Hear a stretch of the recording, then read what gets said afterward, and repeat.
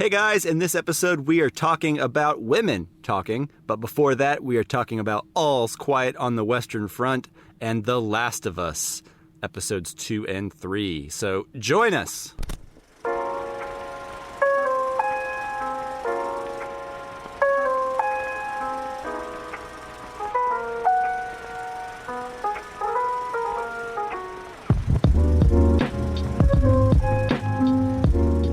And welcome to the Casual Cinecast, powered by Cinelinx. My name is Chris, and with me as always, I don't have a joke. Mike, how you doing today?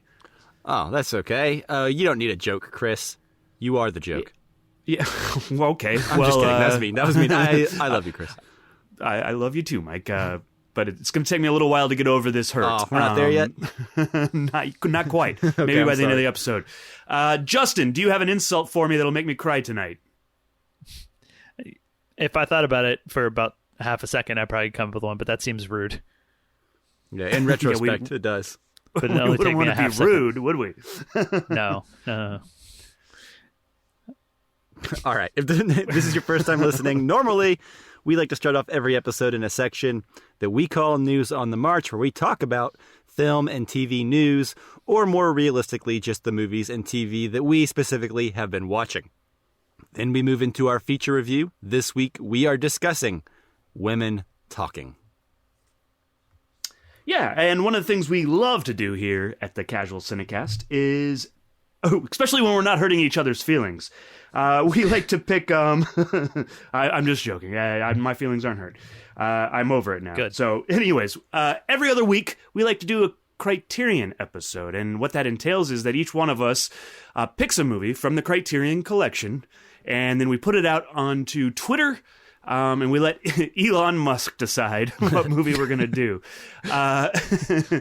This week's choices were, or the theme of this week's one was Oscars, Criterion movies that have won Oscars, or just been nominated, I believe. I believe we have a winner. Okay. Mike, can you please tell us the winner? Sure. So this week's poll, like you said, was Oscar winners. So we each chose a film. So first place, the winner is On the Waterfront with 41%. After Thanks, that, below Elon. that was Spartacus with 35%, and below that was Philadelphia Story with 24%. I'm not going to lie, I haven't looked at this poll in a couple of days. It was And tied. last time I did look, Spartacus was winning, which is what I chose. And I was happy about that because I still need an excuse to watch Spartacus. Yeah. Yeah, it was tied there for a little bit, and I retweeted it just to break the tie, and that's what happened. Yeah, I created a bunch of fake accounts and fake emails. I knew it. I think we would have had more votes if you had created fake accounts. But I didn't create that many. I just needed to break a tie. Just like the Yeah, one. you just had to get it above Spartacus for a second. Yeah. Cool. Well, as you guys have both said, we put that poll out on our Twitter account. So if you want to follow us there, go to @CasualCinecast. You can send us any messages about the movies we're reviewing, send us questions. You can also send those to casualcinemedia@gmail.com. And then, of course, if you like the show, you want to help other people find it, go into iTunes, go into Spotify, wherever. Give us a 10-star review, 5-star review, thumbs up, all that mess. Yeah. Please and thank you. Okay. And with that, do we have anything else we need to do before we go into News on the March? No. No, I don't think so. Okay. Then let us away. News on the march!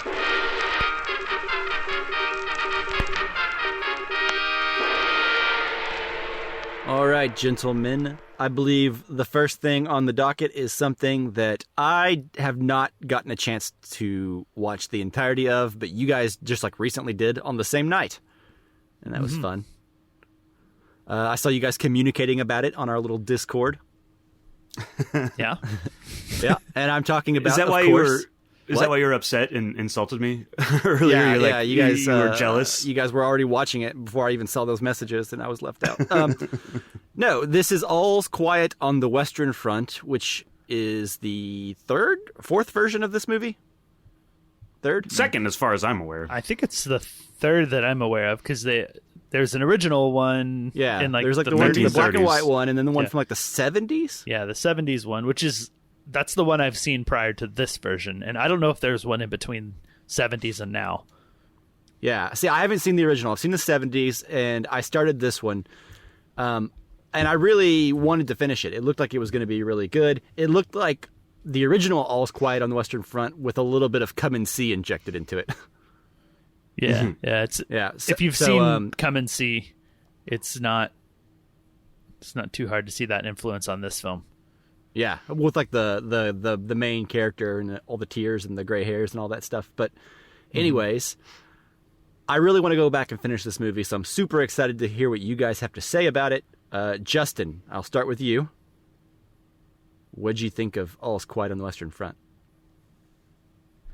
This version. I mean, I thought, I watched it just to set it up, is because this was after seeing Women Talking, which we'll talk about in a bit. This was the last movie on the Best Picture list that I hadn't seen, so that was my reason for diving into this one. Yes. And I think I skipped it early on just because I have seen the other one, and I was like, okay, a remake of All Quiet on the Western Front, that's fine. But it didn't really, it didn't pique my interest, but with it being Oscar nominated, I figured I had to watch it. And for better or worse, I say I got what I expected. I do think it was really well done and really good. Yeah. From the little bit I saw, I can confirm that it's beautifully shot. Yeah. Yep. It looks great, and it's,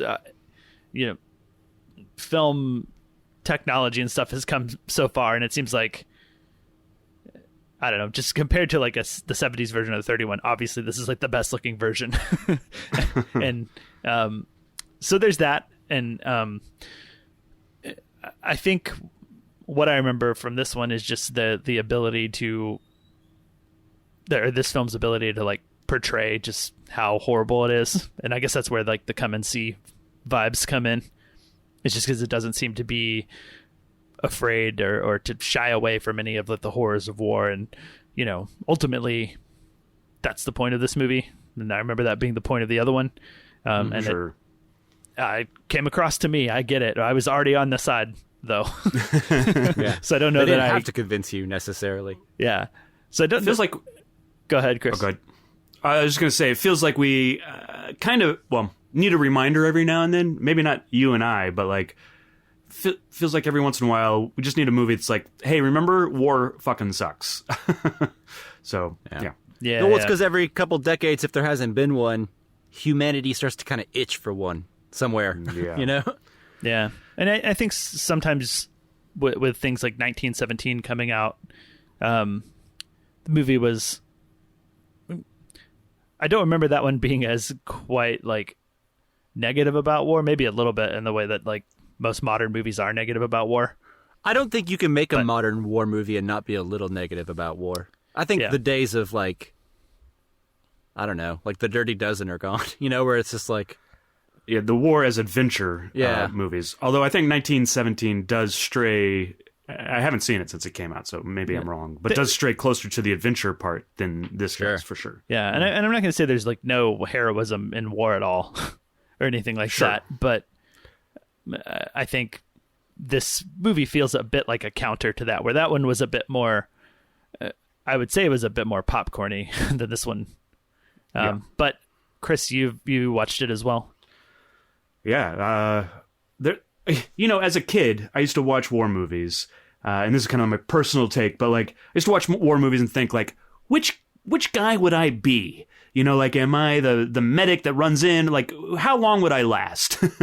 And I always thought like, oh, I would probably be the guy that gets shot first. Like something dumb would happen, and I would just die first. And I used to think, oh, that's unlucky. But now, maybe it's age, maybe it's this movie, but now I'm like, oh, that would make me the lucky one. Dying first in a war, I think would be the best scenario. Yeah. But yeah, as far as the movie goes, it was beautifully shot. I'm interested in what you think of the score. There's like a particular like 3 set of notes that kind of give it like almost like a sci-fi feeling. Yeah. how did you feel about that score and that choice? Because I liked it because it gives it this otherworldly feeling, and that's something that kind of sets it apart from other movies like this. So how do you feel about it?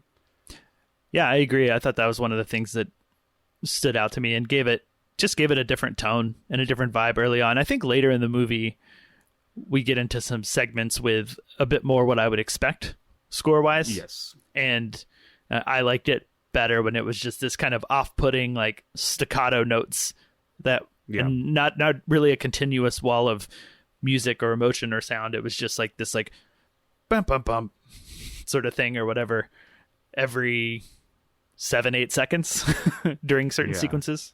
Did you get to any of that? Ominous. Yeah, did you get to any of that part, Mike? Because you said you watched part of this, right? Not that I recall, but I had to stop watching because there was a lot of distraction around me, and it wasn't a good time to like lend the movie my full attention. So sure, yeah, that's why I stopped watching it. So it makes sense that I probably wouldn't remember that. But like you guys, I am going to make sure I have all the Best Picture nominees under my belt before the Oscars. So I think this is the only one I have left. Yeah. It's a pretty long, I think. It's 2 hours and 40 minutes. Yeah. It's like at least 2.5. 2.5, yeah. But I think it goes by pretty quickly, even though it is, at times a pretty difficult watch, I think. There's one other aspect, and you can tell me if this is, I don't think it's spoilery, but there's basically like two segments. There's the main war story of the, guys on the front lines, and then there's like a second story about signing the treaty or the armistice to end the war. How did you feel? Did it slow down the movie for you? Do you feel like it needed to be in there? It almost felt like they were like, well, this is why we went to World War II to a little bit, because it was like this. They were kind of signing it because everybody was dying, and they're like, they just wanted to get it over with type of thing, and they didn't. And that's because of that treaty. That's why we went to World War II. So I don't know. What did you think? Yeah, I mean, I saw that purpose in it. And I think it worked in terms of, I think, sort of highlighting or enhancing the tragedy of everything that ensues while they're debating during that, Sure. Because yes, you absolutely. have, I cannot remember the actor's name, but he played Frederick. Daniel Brühl, yeah. Brühl. I was going to say he was in Inglourious Bastards, yeah, playing a German there too. Well, he is German, playing a German officer, I guess. Him talking about, like every hour we wait is just like more tragedy, or it's just costing lives. More lives, yeah. So I think it works as sort of a highlighter. Absolutely. And this while the fat cats, the guys are complaining about like croissants not being made that day. Yeah. And, meanwhile, yeah. So it kind of highlights the differences. And there's a scene where they're eating dinner or breakfast or something in the train car, and one guy just doesn't even, I think he like doesn't quite finish his food, and he kind of leans back like, I'm stuffed, Yeah. Meanwhile, you see other characters, having to drink water out of like dirty old buckets. Sure, yeah. Yeah. Yeah, among other things. I definitely think it's worthwhile. Do you think it fits in the top Best Picture nominees? I think that. Well, I think it's nice to have like a foreign film in there. Sure. Like if this had been an American it does surprise remake, me that this is the foreign film that ended up getting chosen, though. Sure, as opposed to like Decision to Leave or just other. Yeah, I just feel like there was some of those like art house indie darlings that you kind of like international films that have been making the rounds this year that usually takes the Best Pictures, but this is something like I just didn't expect it to have as big an impact on award season as it did, since it came out so early and it was kind of, I'm sure it had a theatrical run somewhere, but for most people, straight to Netflix without much to do, Yeah, it had to be eligible, but that's like a week or something like that. Just like a week in LA somewhere. Yeah. Yeah, I take your point that it was released on Netflix and quickly forgotten as they do. And then came back. And I don't think Netflix really had another movie that they were pushing hard for, so maybe this movie got all the campaigning behind it from Netflix. So that could be because part Killers it of the Flower Moon still isn't ready. Sure. But maybe White Noise it's didn't unfair, have the but- impact. Yeah, maybe it's unfair, but like, if this had been an American remake of All Quiet on the Western Front in English or something, I don't know. I probably would be a bit more like, I wish something else were there. But I like having a foreign film involved, as I said, and I would probably personally pick something else over this. But I mean, I know war movies sell, so I understand. I get it. Yeah, I think I'm right there with you. I think there are movies I would rather have in this, Babylon, but Yes. but I'm not mad that it's in there, right? Yeah, and I think it's nominated for Best Cinematography too, right? I think so. I'd be shocked if it weren't. Yeah. It's nominated for 9 Oscars, so it's Now I'm interested numbers. to finish this so I can decide whether or not I think it should be there instead of Babylon. yeah. Well, I don't. I think I know the answer. Well, I mean, I don't know. I haven't finished this movie yet. That's true, but yeah. I've already seen a version of this story already, so I don't know. Yeah. I don't know. But then again, I've seen a version of Babylon's story many times as well. Sure. yeah. So you said in our episode on it, yes, it is nominated for Best Cinematography. Good. So there we go. And international feature film, which maybe it'll win. I think this is just a tangent on the Best Picture thing and Babylon. I honestly think if the artist hadn't won Best Picture a few years back, Babylon would have had a better chance of being nominated. Right. It feels like been there, done that. Yeah, it feels like we already nominated him. A movie won Best Picture doing something similar to this like less than a decade ago. Right. You know what I mean? Does that make sense? Mm-hmm. Yeah, it does to me. Yeah, totally. Anyway, that's a tangent. Anything else about All's Quiet on the Western Front? No, I don't have anything else. I'm glad I watched it though. Yeah, I'm same. definitely going to have to check this out. I'm jealous that you guys got to watch it, but last night my girlfriend wanted to watch Banshees of Inisherin for the first time. So that's what I spent my last night doing, was watching that for a second time. Nice. Also worthwhile. Yeah, Yeah. I Better didn't on a second viewing. have a bad time.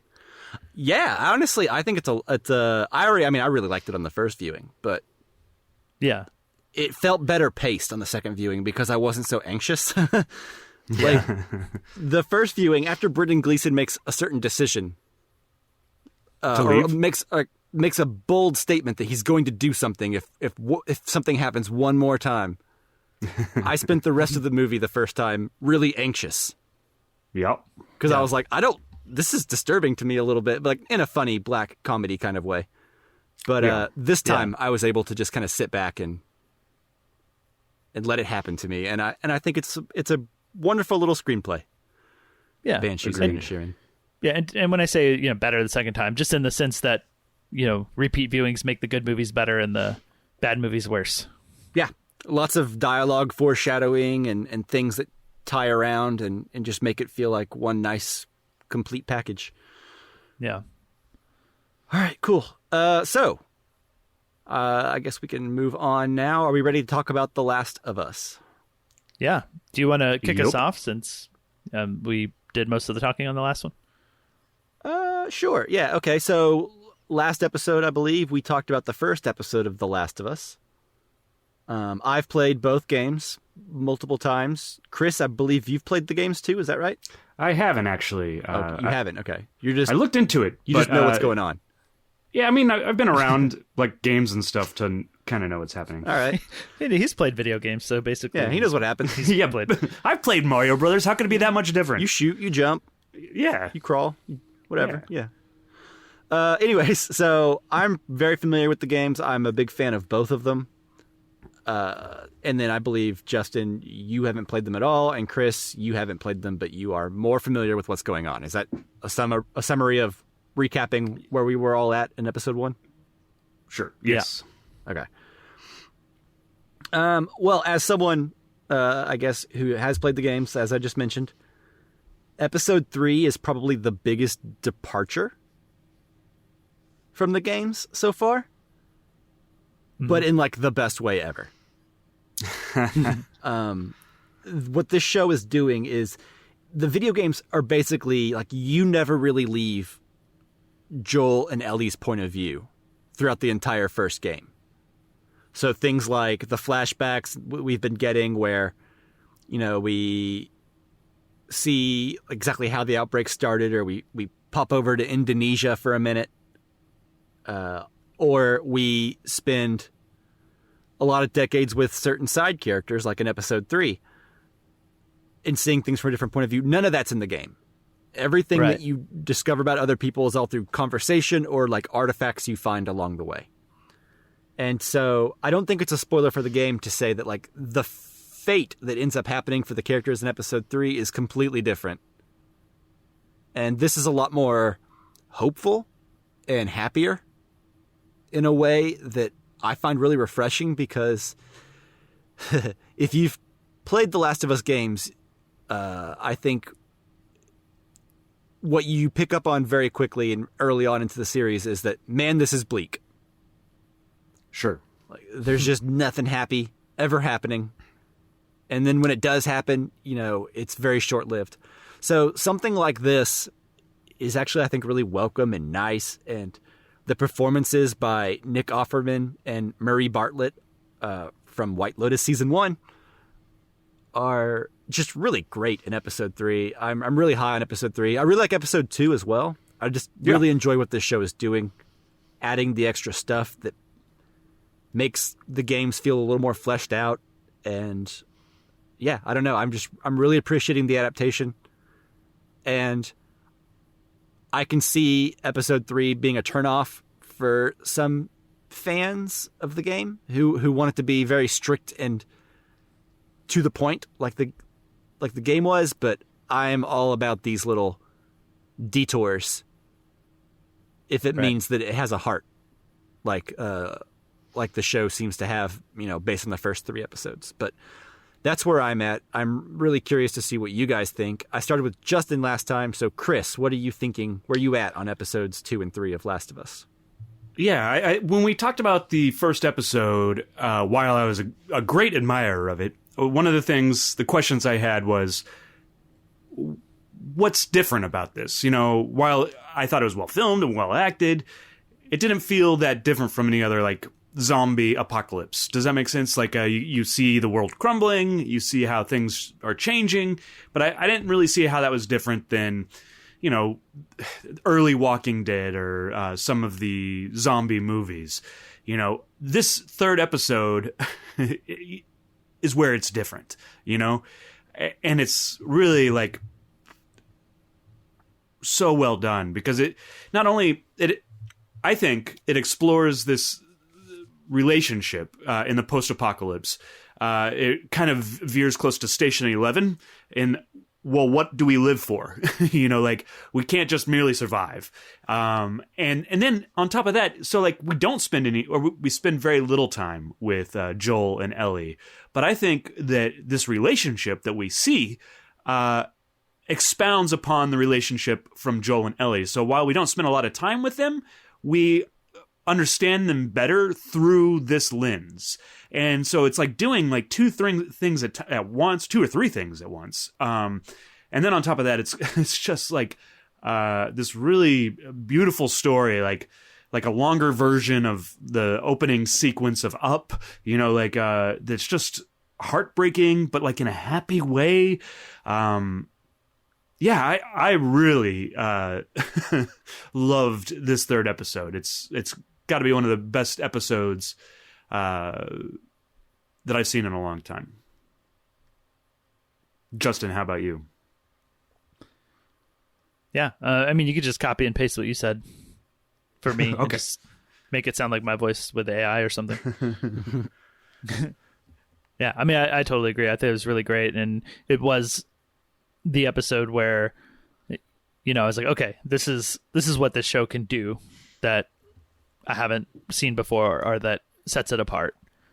So I was pretty jazzed when I realized that's what episode 3 was going to be. And then, of course, not as jazzed by the end. Is a little bit. It's pretty crushed. And and it does. I like that it kind of almost works as its own little episode, devoid of everything else. You mentioned Station 11, Chris. When I was watching that, my wife happened to sit with me while I was watching one episode. I think it's the second to last episode of Station 11. Station 11? Yeah. Okay. And she watched it and she was like, well, this just worked for me as its own little short movie. I thought it was great. Yeah. And I thought the same thing about this episode. I was like, man, if she had been sitting here, she would have been able to just enjoy this episode without having to watch all the other scary zombie stuff that she doesn't want to watch. And that's why she's not watching it with me. Right. Sure. And I think it's really cool. And everything you guys have said about it being really well performed, I think above all else, because you could write this and you could film it well, but it hinges on these performances to really, suck us in and then blindside us, I guess, or whatever. And by the end of the episode with these two characters who we haven't met before this episode. And I think they did a really good job of taking us through that. And almost to the point where I wish that this story hadn't played out only over one episode. Like, you couldn't have maybe... I would just wanted more, Like, maybe we could have stretched this out over and flashed back to it a couple of times, throughout the season, and eventually ended up here. But, I mean, it works well as it is. I'm not saying it would have been better. I just wanted more. Yeah, I'm wondering, because we did get a flashback in episode 3 of an even younger Joel and Tess from, like, years earlier than where we start the series. Right. Yeah. Or at least start the series in the 20 years later timeline. So I'm wondering, like, who knows what they're going to try and squeeze in there. Like, we might see a couple flashbacks here and there of a conversation, but yeah, well, to further expand on that point, apparently there was originally a 2-hour cut of this episode. Wow. That's just a which movie. is like 40 minutes more. And I don't know. I don't know if that would be a better experience, but I would like to see that version of that episode. Sure, yeah. What side was it heavier on? Was it heavier on the Joel and Ellie side, or on the Bill and Frank side? I don't know.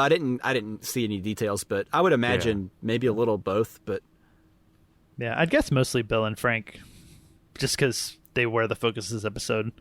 We just kind of have little bookends with Joel and Ellie to get us there. Yeah, that's why I think. I think it could have been the Joel and Ellie, because we didn't get very much from them. So maybe they're, I don't know. Yeah. Who knows? Yeah, maybe. I think I can't imagine, like knowing where they're going. I can't imagine what they would have added with Joel and Ellie in this episode. Because, like, I don't know. I don't think any more is needed considering where they're going. I think this episode kind of teased them up perfectly for their arcs to come. Yeah. I think like a longer episode would be like when Criterion released Tree of Life and they just had a 40-minute longer cut of that. And like, it's not the better movie, but I love for the watching the enthusiast longer out there. cut. Yeah, it's like 40 more minutes of something I love. Sure, yeah. Even if it's worse, it's still just like 40 more minutes. Yeah. It's like when I'm watching the Terminator 2 director's cut, and it's like 5 minutes longer. Those scenes don't necessarily make the movie better, but they do for me, Yeah. It's just more. You get to hang out with them longer. And kind of to go back to what you were saying, Mike, for a second, it tees up their... I'm more excited about Joel and Ellie now than I ever have been, because of this episode. And it has very little to do, actually, with Joel and Ellie. It has to do with, Bill and Frank. And, I guess I know the thesis, or I think I know the thesis of the show a little bit better now. Does that make sense? And I'm excited for where we're going. Yeah. Or where I think we're going. Yeah, I think so. Yeah. And like I said, this is a much happier and more optimistic version than what plays out in the games.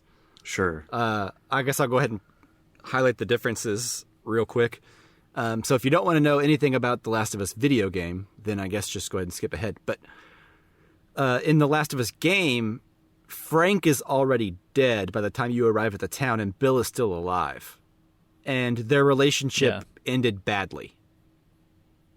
Like Frank left hating Bill and so on, and Bill sort of like got into isolation mode, and he's kind of closed off even more from the world than you get the impression that he was before. Yeah. So they kind of tease that in this episode then when they're having their so fight. so like whenever they were having the fight, I was like, here it comes. The seeds are planted for their inevitable demise of their relationship. And then, it kind of ends up going a different way in the show. Yeah. It does. But like Chris said, I think Bill's letter at the end to Joel, I think sets them up quite nicely and kind of reinforces some of the themes of the show that will be important as the season progresses. Yeah. Yeah. I've seen a lot of talk of like, this is the best TV show episode or episode of TV, whatever, or one of the best ever. Do you guys come down on that? Is it, I don't know if I'm sure you don't have a top 5 off the top of your head, but like, do you think it breaks into your like top 5? How you feeling about that? That's hard. I'm trying to look back in my lifetime at some of like the best episode ever feelings I've had when watching shows. Yeah. And a lot of those are like, you have to have seasons of episodes building to this amazing episode before it can get there. Like I'm thinking of like Game of Thrones season 5, an episode called Hard Home. Yeah. Like I remember when that hit, that was like, that like broke the internet, but I don't know if they would have done that if it would have popped up in like season 2, and this kind of works on its... Yeah, let me finish my thought here. So this one is like, this is episode 3. And although it's not jaw-dropping, it's not the greatest set pieces in the world, I've seen more impressive episodes that are like technically incredible, like in Game of Thrones or House of the Dragon or even Breaking Bad to some degree. But this one, in episode 3 of season 1, spending time with characters where we don't have any stakes with them. Yeah, we have no built-in relationship with them. Right, like a self-contained, like you said, like almost like a movie in and of itself. I would say it's one of the most successful episodes of TV I've seen in how it got me to care and got me choked up a couple times and just did way more with an episode of TV than it needed to get Joel and Ellie where they needed to be. Mm-hmm. So that's kind of where I'm at. Like, I don't know if it'd be a top 5, but like it is an incredible episode of TV, and I think it is. It's easy to maybe overlook why it's so good. Yeah.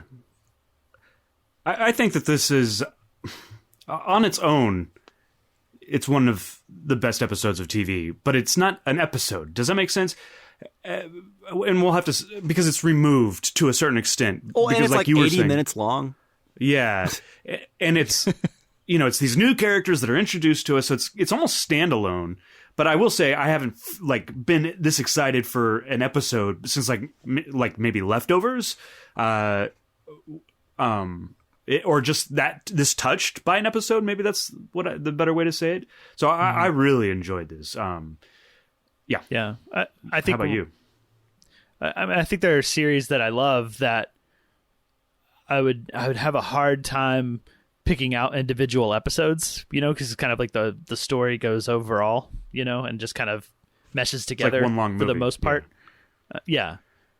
But I think this one is up there in, like, no matter how the rest of the show goes, like, this will be like a great episode for me. And it's like, I think it'll be one where I could be like, oh yeah, season 1, episode 3 of Last of Us is a great episode. And I don't know that there's that many of those that I have out there that I will remember very specifically like that. Yeah, I have. Funny you mentioned that. Like, no matter how the rest of the series goes, we have this episode.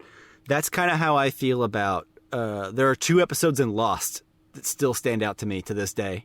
Yeah, as like exceptional episodes of television, even though I don't remember anything that happens in the last like 3 seasons of that show, and in a positive light anyway. Time for a rewatch.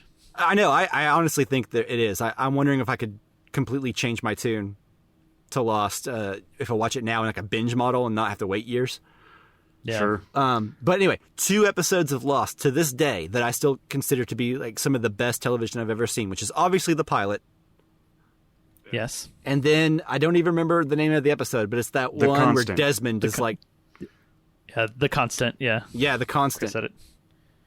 Yeah, that's the one. That's one of the other ones that like I remember exactly like where it is, and it's good stuff. But even The Constant would be hard to... Like, this is an episode that I could be like, you know what? We should watch season 1, episode 3 of The Last of Us. And I wouldn't even necessarily... You don't necessarily even need context. You could even, like, skip the first part of it and be like, they're in an apocalypse. You know, like, you wouldn't... Because it's so standalone. You could watch this... you could watch the pilot whenever you want of Lost. But, like, The Constant would be really hard to just pick up. Like, you could show your wife, Justin, this episode... And she would love it, you know, like you were saying. So I think that that's what's really remarkable about it. I'm interested to see where we go for the rest of the season, and if anything is, you know, remotely this good, you know, like we're in for a treat, I think. So, Indeed. Yeah. If anything comes along and beats this episode out of some Emmys or something, or this series, yeah, it'll be a good year. yeah, I don't know. There's a lot of 1-star votes building up on IMDb. I read that this was woke, so yeah. I don't know about that. I'm not sure how to define woke, but like, this is a good episode. Define I don't care. Yeah, I can define what people think it means pretty easily, because otherwise, I don't think it actually means anything.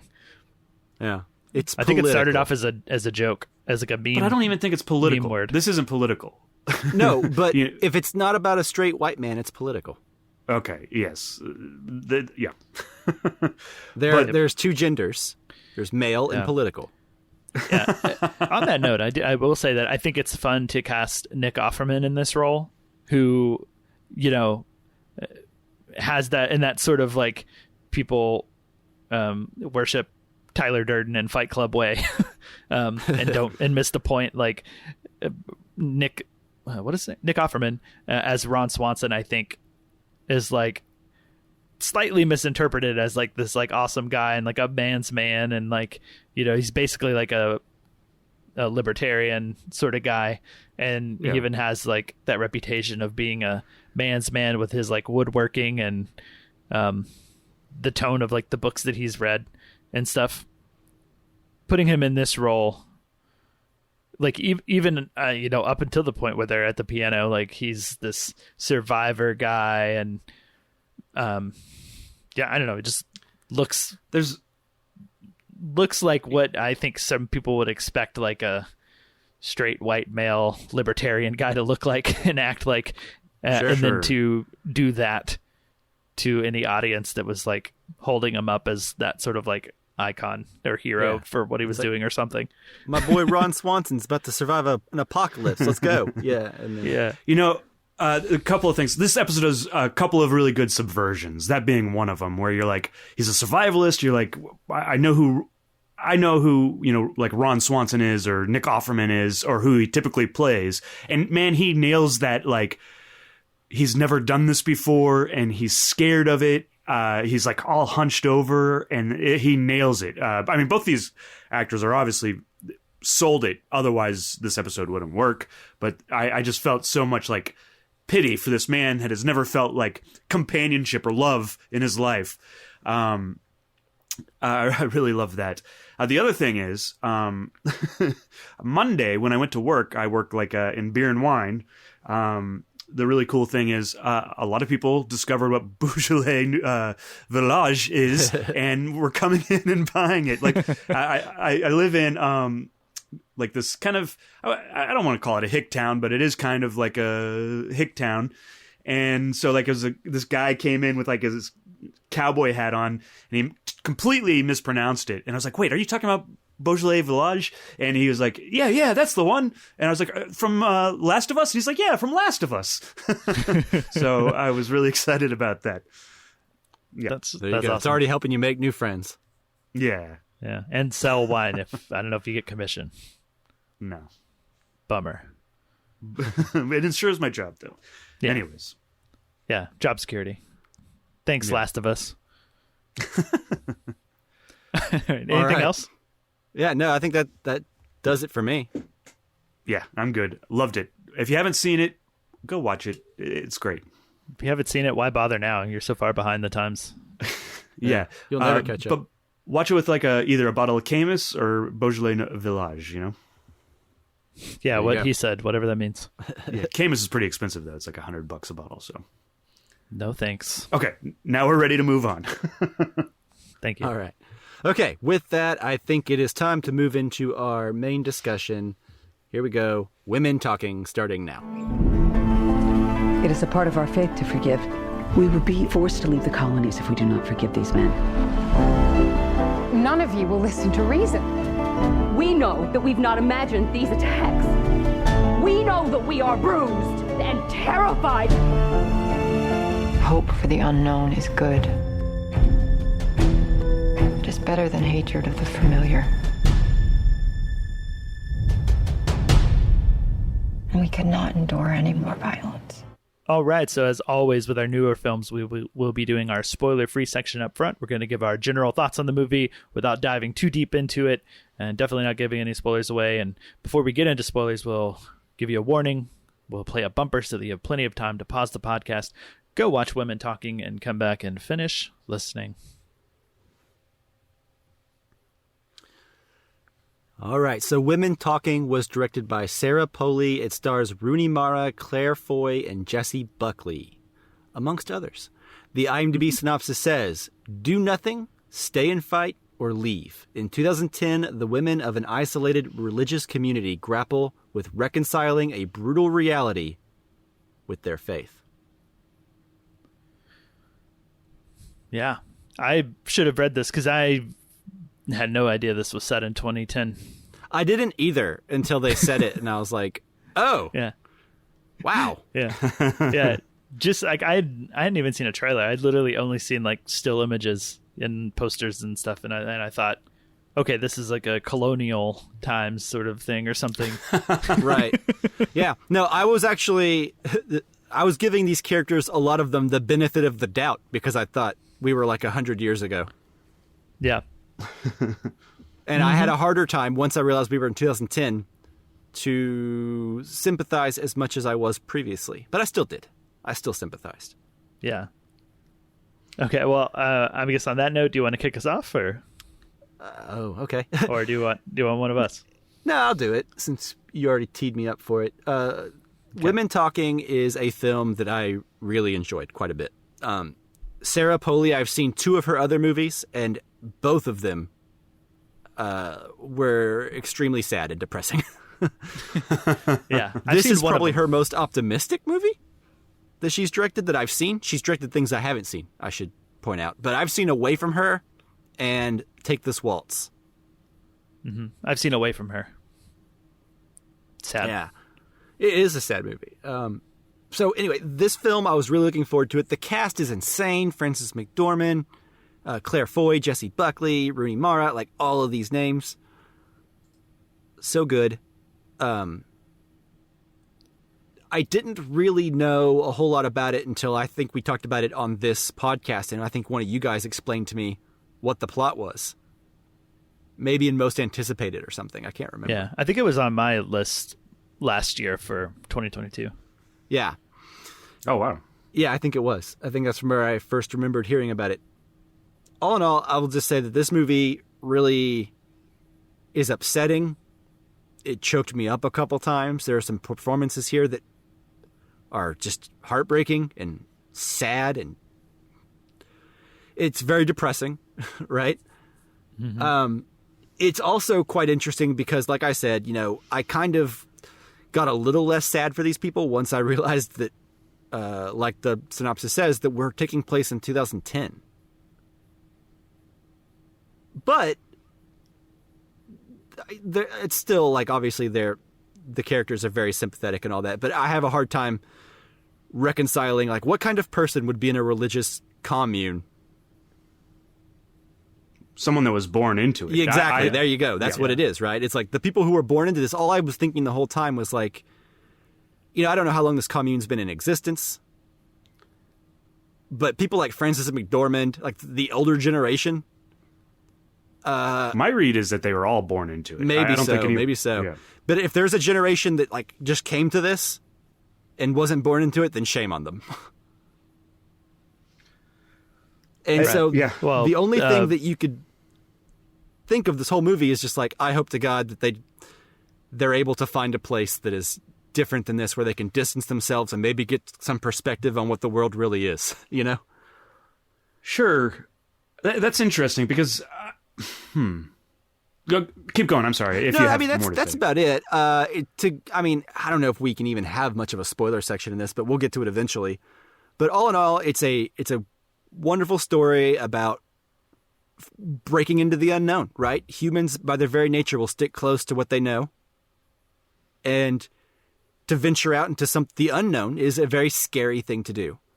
And the bravery on display in this and the conversations about should they stay, should they go, they don't even have a map. They don't even know where they are in the world. They don't know what county they're in, probably. Well, they're so helpless. Yeah, the original story took place in Bolivia, the true story. Right. So I don't know if it's it could happen anywhere. That's the thing, right? Is like it could happen anywhere.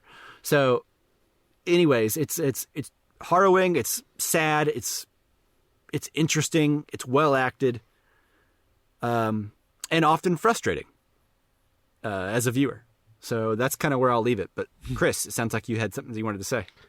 Well, I think I'll save that part because it's more of a discussion thing. So I apologize for kind of jumping in there. But what I will say about the movie and my feeling and what I took away, and I thought a lot of what you said was obviously true. Great performances. This is definitely one of those movies that could be a play.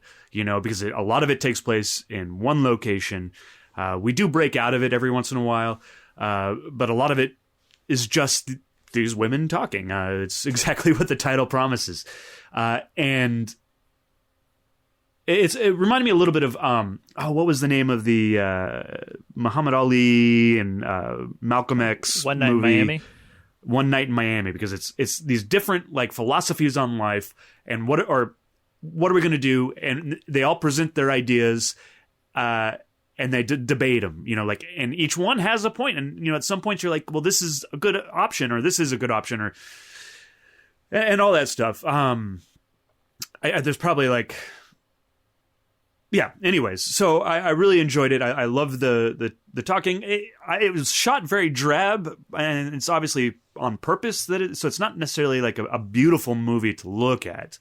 Because it's the colors kind of, it's almost black and white, it's not, but almost, so that's an interesting aspect of it as well. But yeah, I'm glad this is in, the best picture, if for any other reason, but so that people talk about it or go see it. So that's kind of where I fit, and I'm interested in talking about it further, I guess in spoilers and kind of discussing ideas and stuff in it.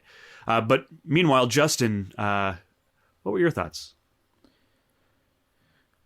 Well, I mean, you guys have covered it pretty well. I mean, I think it's it's a movie for actors to shine. Sure, yeah.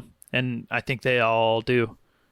I think they're all really good, and I think it took me a little while to fully get into the movie, and once it kind of got moving, as much as this movie moves, where it's mostly them talking in a barn. But early on, I felt I don't know exactly how I'm going to feel about this movie, because I felt like they kind of kept repeating themselves a lot.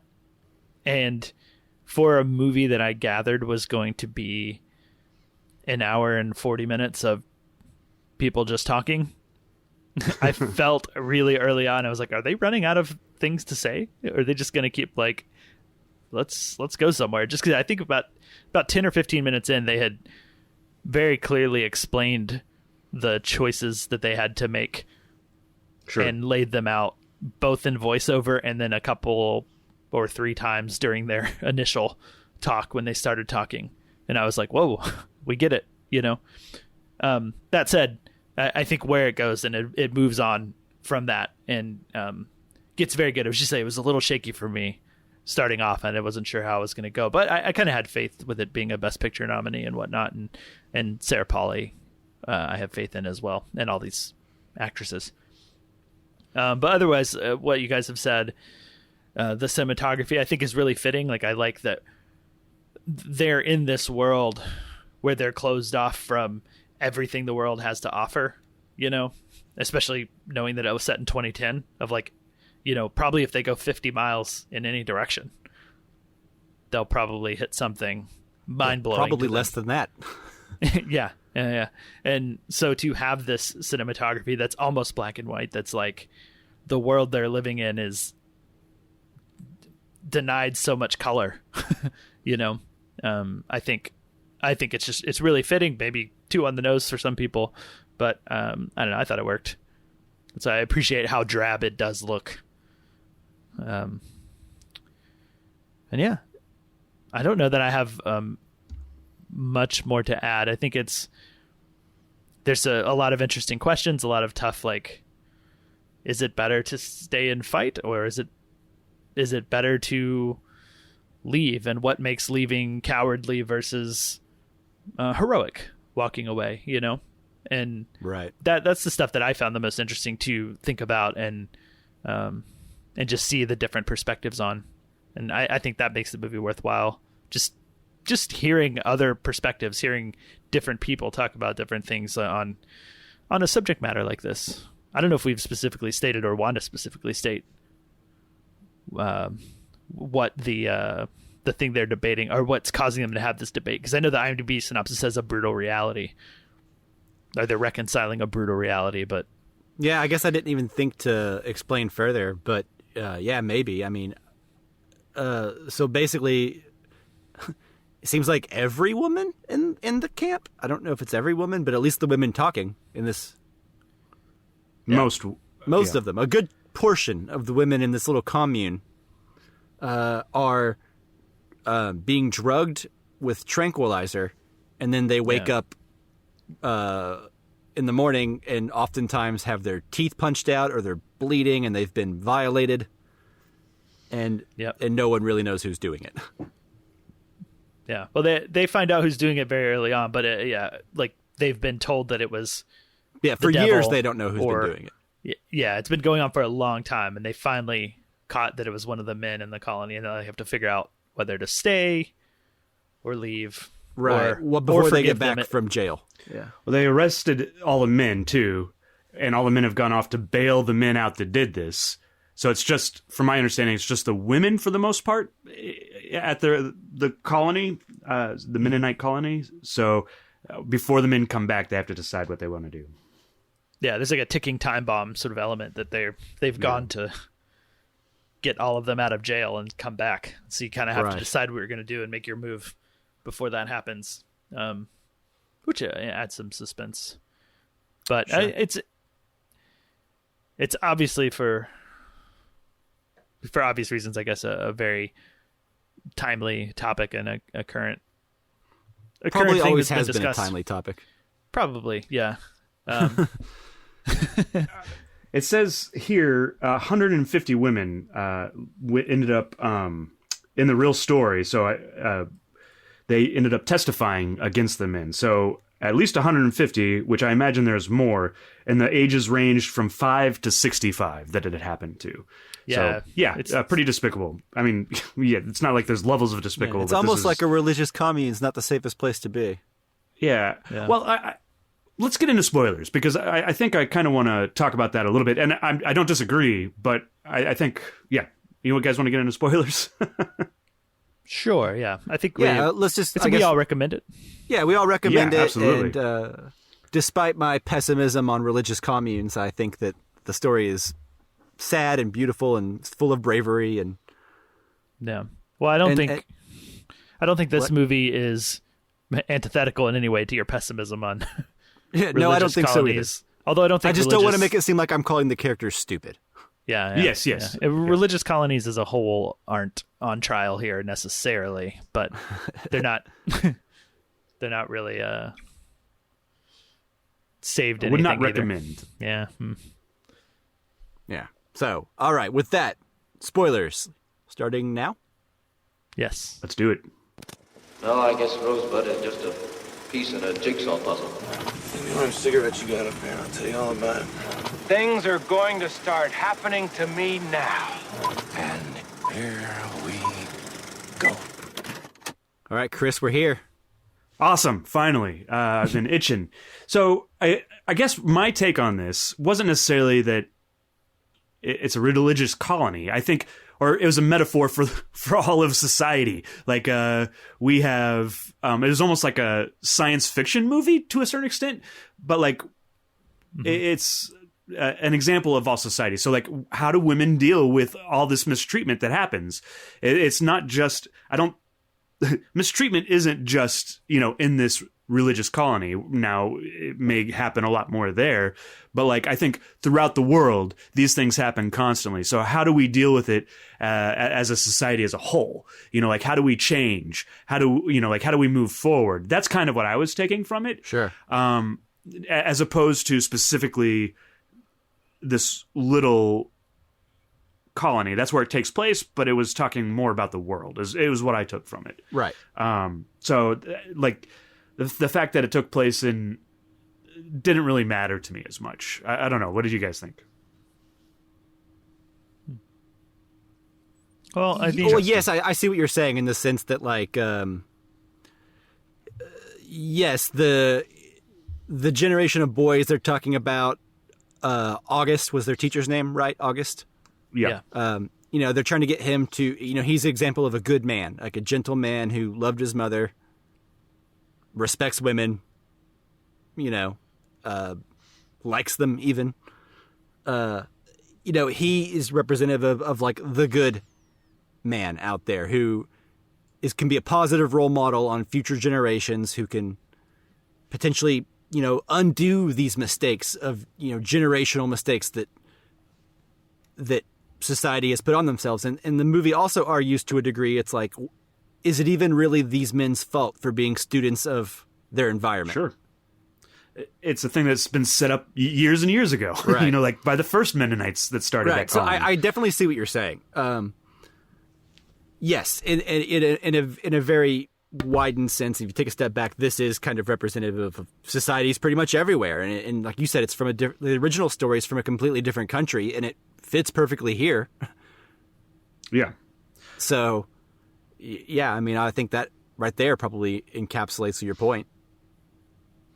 Yeah. Just everywhere is kind of, we've evolved and created societies for ourselves that maybe we could do it better if we could start over or identify the problems. I think there are advantages to it being a religious colony to the movie, though, to like the story, so, well, like if we're talking about like the world as a whole, there's not really anywhere to go. You can't just. Well, that's why I was thinking like sci-fi. They're just going to leave the planet and start a new colony on Mars. Or something. Short of a big spaceship, they're not really going to go anywhere. But I think you have this sense of like the real world and like I guess like an awakening by seeing the rest of the world feels so close, to their grasp. Right. Sure. Well, like look at August. He left and went to a university and came back, and he seems more worldly and wise and gentle. Mm-hmm. Maybe he always was, but I think the implication is knowledge is power in a sense. Yeah. He's sort of the one that, if we're gonna get back into like people who lash out against woke stuff, but like these people stay in their small town, so to speak, and he goes to university and probably gets an education. Sure, I don't remember exactly what they said his education was in, but he experiences the world, experiences other people different from themselves, and has a different small mindset community that they have. Yeah. Yeah. So he's very much, quite literally, a metaphor for that sort of thing. Right. So to further Chris's point, yeah, this could be, it's about a religious commune literally, but it could be about everywhere in society. That's true to an extent, but I think you also have to equally, with the extension of that thought process, you have to be like, okay, so traveling, being worldly, not being stuck in your dogma will lead you to be a kinder, gentler, better human being. And sticking to your ignorance and your fear and your conservative ideals will ultimately make you a hateful, ignorant, horrible person. Yeah, sure. I mean, I think a lot of it's the power dynamics that are set up in this community. I mean, I think the thing that is appalling to me is, like they caught these guys and the men went to go bail them out. Like, what? It seems like the men weren't too upset by this, and so it's these power dynamics that are set up in this community where the men have the power, and I think that's reflective into the real world, like we have. Right, but equally, the movie is also saying that there are good men out there, and the men that they are condemning in this movie seem to be of the ultra-religious, ultra-conservative standpoint. So if this colony is a microcosm of society as a whole, which is a patriarchy, right? Sure. Mm-hmm. There are men who can help to change that, like August, or there's the average man who doesn't see anything wrong with it, doesn't want to fix it, doesn't necessarily care if women have justice or equal rights or whatever, right? So it's like... Don't want to give up the power. Right. So no matter if this is a microcosm or if it's just a colony, the answer still is like education and love and experience. Yeah. It's just like that's kind of what I'm taking from it, right? Yeah. I think certainly yes. Having an outside perspective on the world is pretty great. I don't want to like downplay either. I think choosing, because the way I read it was that these people were all born into this, and choosing to leave, like especially a community, is a drastic thing, and they're not like, it's not like one of them's leaving on their own. There's still going to be a community, but like. One of the things I was always concerned about was like, where are they going to go? And how are they going to pay for whatever they need to do? Yeah. It's going to be like, how are they going to find another piece of land that no one owns that they can just live on? Yeah. I mean, like, so once they get to wherever, they're going, I mean, is it another Mennonite colony or, Yeah. The outside world can be pretty harsh too. So I don't know that they're leaving for something better, if that makes sense. I think that's kind of the end, right? It's like you can choose to look at it as hopeful or you can look at it as scary. Either way, it's a massive leap of faith that takes a lot of bravery and courage. But I like to think, just because the movie's so bleak, I like to think that they bump into a town and they're like, oh, wait a minute.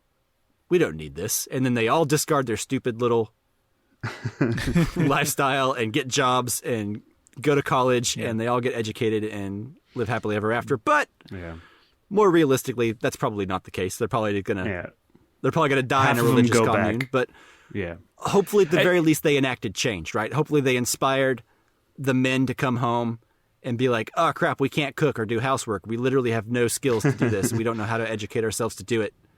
We better make changes, Hopefully, like Claire Foy's son, can learn to be better. He didn't leave the commune under the best circumstances.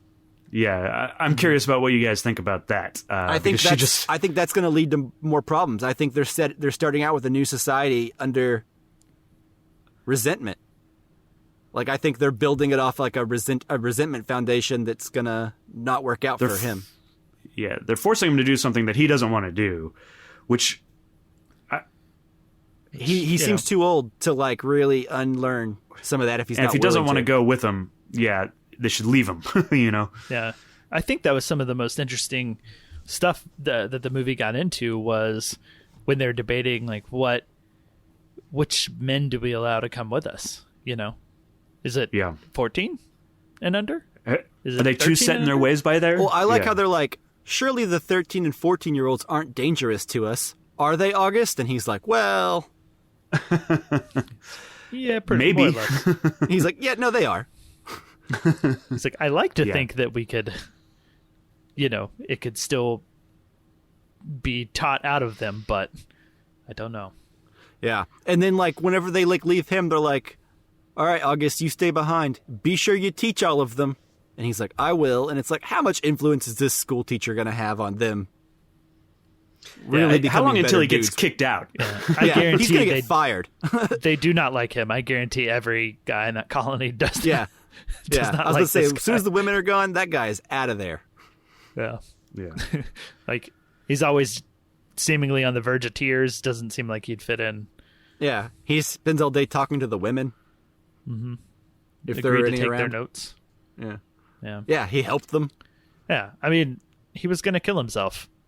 Yeah, I wonder what his plan is now at the end, because like they were like, we're going to leave all these things on the wall as an artifact for whoever may find them. And it's like, that's just going to get August killed, I think. Yeah. And I think it's something I was thinking about, because I have that sort of gut reaction of why don't they take August with them? He's clearly a good one, but I also, they draw that hard line in the sand for a reason. Right.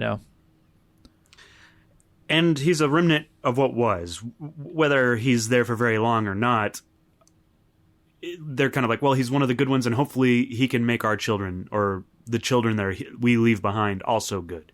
He can help influence them. Whether or not that works out, there's a lot left unsaid, in the movie. Have you guys ever had any interaction with Mennonites, like real life interaction? With Not what? that I know of. With Mennonites, we used to. I went to this I don't come from a religion that's like Mennonites, but I come from a religion that's pretty strict. Or I spent my life in a community, at least my early till like I was 18, and made a choice to leave. But similar. But I went to the school, and they rented out the school to the Mennonites like once a week or so. And the Mennonites were all about health, and so we drank. I got to hang out with a bunch of the kids, but we drank. They had what are those, like wheat shots and stuff like that. That was the first time I learned about an enema.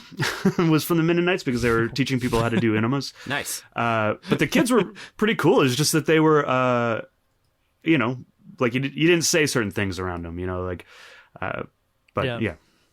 It when you're born into a religion like this, it's hard to leave, is what I'll say. Like, especially when that religion is your community. Yeah. Yeah. Yeah, which is why I think the characters in the movie, and then also the parallels in real life, that's why I said, it's insanely brave and courageous to do what they're doing. Especially even a smaller community like that, Yeah, like when it's all you've ever known, and and there's a fear of hell. Yeah. It's not even. It's like some of them are like, it's better to die here and go to heaven than leave and go to hell. That's something we haven't touched on much, is that their primary option from the men is like, forgive us, or you're going to go to hell, right? Yeah, and it's ridiculous. Like, yeah, wow. So that's another choice that like in. Pretty early on in the film, they get to the point of, well, forgiveness is off the table. Do we stay and fight, or do we leave?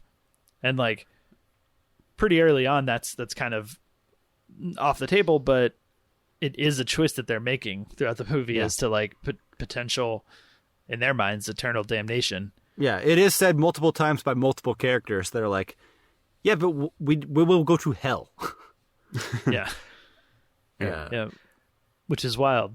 And that's one of the things that just makes like the world that is probably so near to them. I mean, they've got that truck coming by talking about the 2010 census. Like, that world so near to them seems even more like I felt like I'm rooting for them to leave the whole time. Like that to me feels like the decision. And I think in some ways maybe I expected the movie to be a bit more like I thought there'd be a bit more of a genuine debate. It didn't take long. Yeah, I don't think there's any version of this movie where like there's a happy ending where anyone chooses to stay on a religious commune. Yeah. Well, Sure. And I thought it was like, are we going to be brave and fight or be brave and leave? And I guess I didn't really feel too even-handed and not that it has to be. And like I said, I did find it more interesting when they were like, well, who do we take with us? Which boys, I think if maybe eventually the guys can come or something like that, those questions were interesting to me. I agree, but I think if there was ever a version where they were going to, I guess what I would say is if they were ever going to stay, I don't think they would be having this conversation in the first place. I think as soon as the conversation and the meeting began, they all knew that staying wasn't an option. At least that's how I kind of read it. Yeah. Because I think it takes a lot of, there's no going back from even having this meeting. Right. You know what I mean? Like once the word of this meeting gets around when the men get back, they're in trouble. So I think like the fact that when the movie even begins and we first meet here, I think the true option of staying and forgiving was off the table to begin with. Mm-hmm. That's just me though. I don't know if you guys. When that vote was tied at stay and fight or leave, they were already in trouble. Is what you're saying? Yeah. Yeah. I could see that. I can also see how, while I don't condone like staying in a religious cult, but if you've poured your blood and sweat into a community, sometimes it's hard to let that go. You've like tried to build it up. So I can kind of see Claire Foy's point. Like, let's stay and fight because this is ours as well. Right. While ultimately, I can see that point. Ultimately, the best decision is to leave. I think, especially given that the men went to go bail out the rapists. So right. Well, and especially because what I think the argument that really sealed the deal, which is just like, look, if I stay here, I'm going to become a murderer. Yeah. Like, and that's worse than not forgiving them. Right. And that's worse. Like, that's worse than anything if you're religious and you believe in hell. Right. So it's like, you got to leave. And I think that they kind of debated that. And I like that forgiveness debate that they had at the beginning. They're like, well, we can forgive them, but like, are we actually forgiving them? I don't feel it in my heart. I don't feel that I can forgive them in my heart. And am I going to go to hell for that? Like for lying so that's about an forgiving interesting, them. Yeah. Essentially. And then the next one is like, well, can we stay and fight? And she's like, eventually they come to the point where like, if I stay, I'm going to kill somebody. And rightfully so, I don't blame them at all. So they're like, well, the best option is to leave. So we don't go to hell for murdering people. Sure. Dude. And we've kind of moved on from this, but those beginning sequences were like, it shows the women waking up after presumably being tranquilized and they have no idea what happened. And some of them are missing teeth. Yeah, the older lady, and she has. You find out later. I mean, she like bangs them down as a gavel, like her, I don't know, fake teeth, dentures. Yes, and then you find out later that's why she's missing them, and you're just like, oh man, that's whew. It's horrible stuff.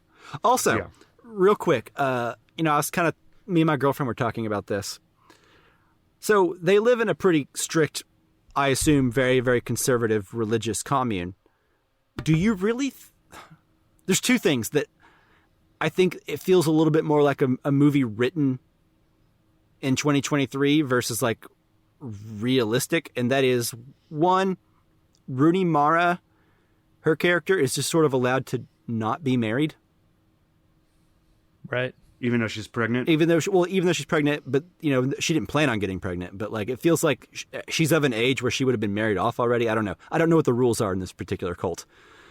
And then secondly, it seems like they're pretty cool with a trans person walking around. And I don't know that a religious commune would let that fly. I feel like, and this is my take on it, that they're like, let her do her thing, like she's been through enough. Yeah. Yeah. I think you're right. And I also think it's a recent development. Right. Because she went and talked to her brother, who was one of the rapists, while they had him locked up before they took him to jail. So I think that what I took away from it was in the last week, like she had always felt like a man. Right. Yeah. What I should say is they always felt like a man. I'm sorry. Anyways. And Melvin always felt like a man. There you go. Yeah. And so, they just started to actualize it, at that point. Right. Well, I totally understand that arc. I just personally, like, I had a hard time being like, I just don't know that any of these horrible men that have been doing horrible things would simply like allow this. And the movie never really addressed it, so I was just like, all right. Frankly, the women, I don't imagine that the women would be very open-minded to it either. Well, they weren't, but I just had a hard time believing like she wouldn't get like horribly beaten or he wouldn't get horribly beaten or something. You know what I mean? I also don't think. Well, yeah, I don't know. I think it's. Which I'm glad. I didn't want to see that. I just felt like that's just how he dresses, and they may not have changed the pronouns, for. Yeah, I don't think they. They don't have like a 2023 definition of like. Yeah, the lingo and all that stuff, but.